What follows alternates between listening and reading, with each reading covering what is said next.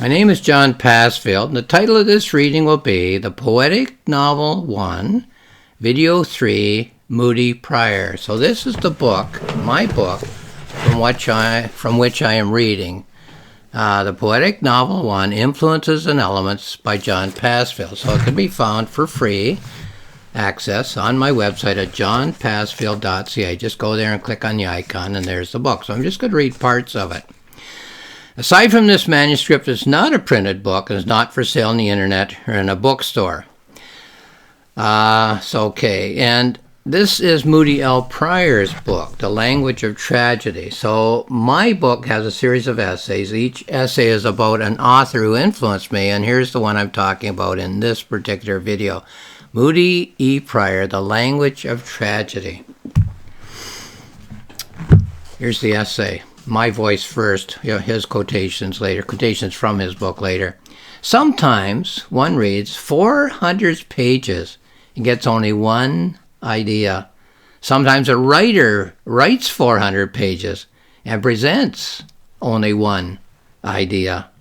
I first read The Language of Tragedy by Moody E. Prior in July 1969 when I was 23 years old, so I'm 77 now.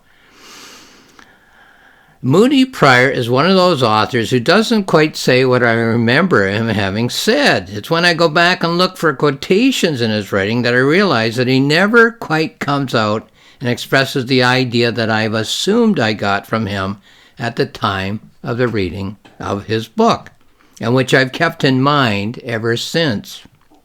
Nevertheless, I still think of his book as a milestone in my thinking, as it gave me one of the great touchstones of my development as a writer, and allowed me to see what so many other ideas from other writers had to do with what became my mission in literature. What was and is my mission in literature? To develop a form for the poetic novel for my own time, the 20th and 21st centuries. So as I took up the form for a poetic, as I took up the search for a poetic form, though for the novel and not for the drama, I kept in mind the failure of the search for the poetic form of the drama as explored by Prior as having pitfalls that I was determined to avoid. Prior's book led in my thoughts to a double sense of the poetic. Number one, of what the 19th and 20th century dramatists thought poetic form would mean when they found it. And number two, what I thought it would mean when I found it. So you can learn, you might say, negative lessons from someone else. You can learn what not to do, is what I'm saying. During my search, I've kept in mind these two concepts as measuring sticks. Number one, what I want to avoid, and number two, what I want to work towards. The failures of search, which Prior documents, led me to consider the difference between poetry as poetry and prose as poetry, as I came to understand those terms. And the second concept, prose as poetry, led to the form of my novels as they are now being written. So that was me writing. Here's a quote from Prior's book. The tragedies about whose unquestioned greatness there is general agreement are in verse. Modern drama may have lost something that enabled the Greek tragedian and Shakespeare to do greatly what later writers seem able only to do well. So what do they have that we've lost? He thought it was verse. I didn't conclude that it was, but I did conclude that they had something that we have lost, we modern contemporary writers. Okay, here's my response. This is the premise by which Prior begins his examination of all the writers who sought between 1616 on the death of Shakespeare in 1947, when the book was published, to write poetic drama as a viable literary art form. Two terms in this passage are clinkers for me now, tragedy and verse, though I didn't consider them to be so when I first read the book. Prior points out that many writers over these centuries sought to write plays that were in verse and sought to present their stories as tragedies And nowhere in the book does he suggest that the quest to find a way to write verse tragedies had been a false quest, though the 400 pages do show that quest to have been, until Prior's time at least, a futile one. So it seems to me, 50 years later, that he was right that there was a futile quest, but that he was wrong about why the quest failed. But that's me 50 years apart, eh? When I developed my own version of a literary form which would allow me to draw on the resources of poetry as a language of perception and communication, the concept of the play, verse, and tragedy became for me the novel. Juxtaposed prose which demands a poetic response, and who knows what term in place of tragedy, comedy, or melodrama. So sometimes you can take what someone says as very logical, but you have to substitute all the nouns. Take the concept. Something is missing, and take out what he says is missing and put in something else. Okay, 3. Here's another quote from Moody. Verse establishes a condition which eliminates the standard of strict verisimilitude. Sorry, I'm going to leave that in. Verisimilitude as the criterion of appropriateness for any given speech, and hence opens the way to exploitation of all the resources of language for whatever artistic needs may arise. So what he's getting at there is the realistic play or novel doesn't use all the resources of language. It doesn't use the imaginative side of language. And I agree with that. Here's my response. This quotation echoes the ideas that I found in such writers as Una Ellis Fermer and T.S. Eliot, both of whom realized that the poetic drama of their own time, the early 20th century, did not allow writers to present the depth and breadth of suggested meaning that the older forms of writing had allowed for. Both Prior and Ellis Fermer refer to Eliot's plays, so both were aware, as they discussed the depth and breadth of poetic drama of the past, that Eliot was seeking a 20th century form which would serve the same ends. All three seemed to feel that the drama of their own time had restricted itself to the surface presentation of the surface of life, which with characters moving through a plot and speaking a language which, although literary, had not the technical resources to suggest either the depth of thought, which was stimulating and molding the characters, nor the resonance of idea, which would suggest that the concerns of the characters on stage were the concerns of a whole society, or ultimately of all individuals and all societies through all of time.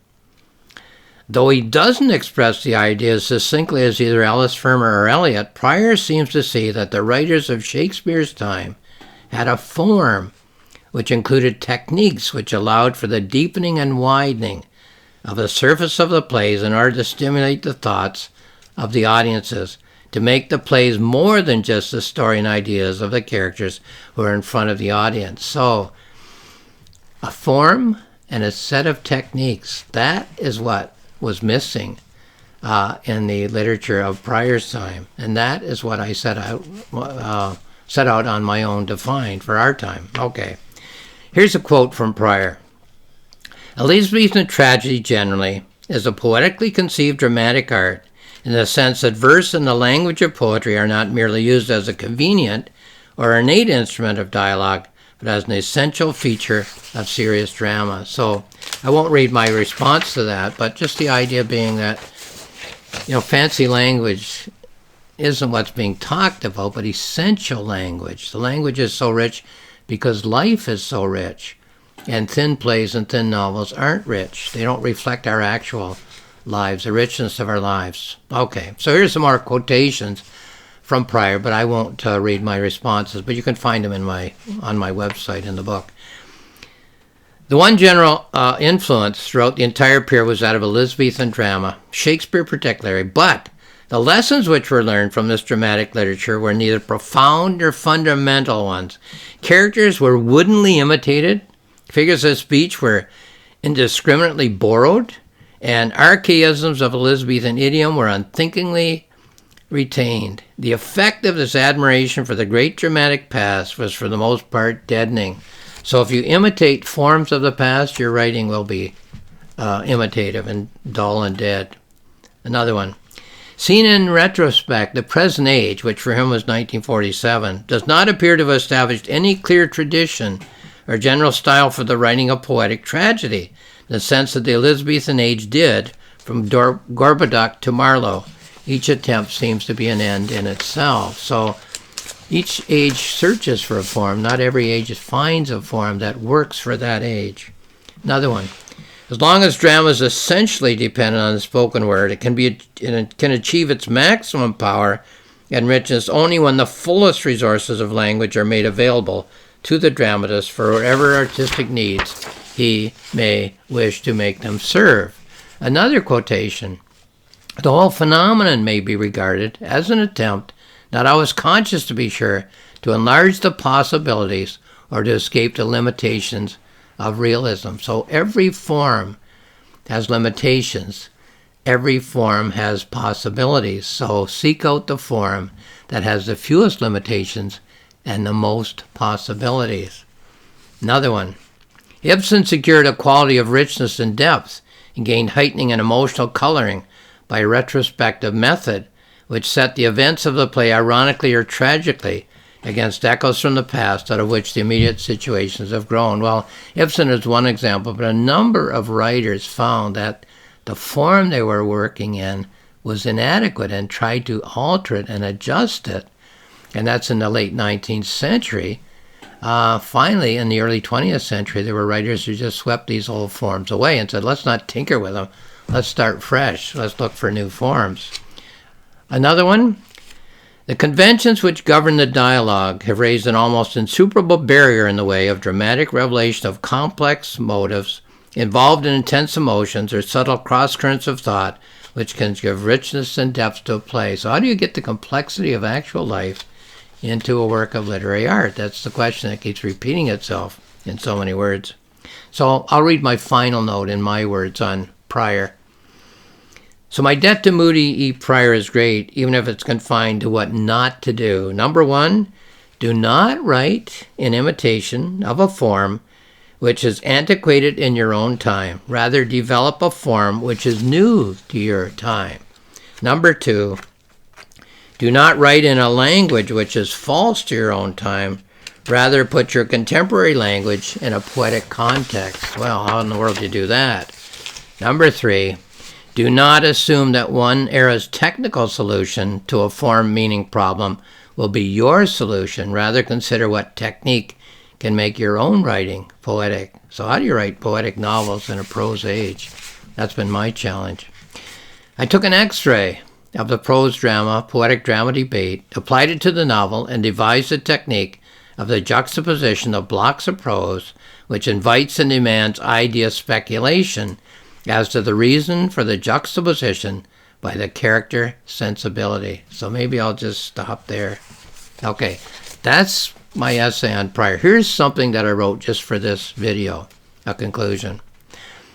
I chose the subtitle for my book, The Poetic Novel, carefully. The subtitle is Influences and Elements. The influences of one writer on another are not always obvious. Two of the writers who influenced me the most, I believe, are Henry James and Virginia Woolf. But I don't think anyone would read any of my novels or novellas and think of either of these writers as having an influence on the style of my books. What I got from these two writers was a sense of the writer as a craftsperson, as a person who makes notes, plans for future novels, as a person who wishes to write his or her novels from the inside. From Henry James, I learned the value of planning. For my first two novels, I'll hold them up here. Grave Song by John Passfield and Jumbo by John Passfield. I didn't know how to be a writer. I wrote both and made major decisions at the same time. That's not the way to be a writer. Writing and making decisions at the same time. For a writer, this can mean either throwing away whole chapters or adding whole chapters as one goes on.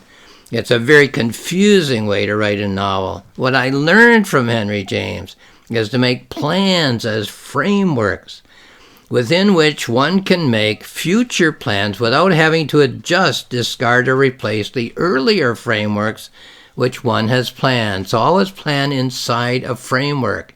Then move inside that framework and plan, move inside that framework and plan. This means that there's almost no wasted effort once one moves from the planning stage to the planning and writing stage, as one is always making plans inside earlier plans and not instead of earlier plans. That's a lesson I learned from Henry James. From Virginia Woolf, I learned to work one's way into the core of a novel by thinking in terms of images. Her journals are very hard to interpret into prose because she was intuitive and thought in images. Images which were very cryptic and personal to her. So I never really understood a lot of her images, but the process of her mode of preparing for her next novel is what I learned from her, rather than to imitate the style in which she wrote. So, Influences and Elements, the subtitle of this book, can be so basic to a writer's work, so deep at the core of one's understanding of the art and craft of novel writing, as not to show up on the surface of one's writings at all. So, okay. Here then is the book. The Poetic Novel 1, Influences and Elements by John Passfield. It's for free access on my website. So thank you for watching this video.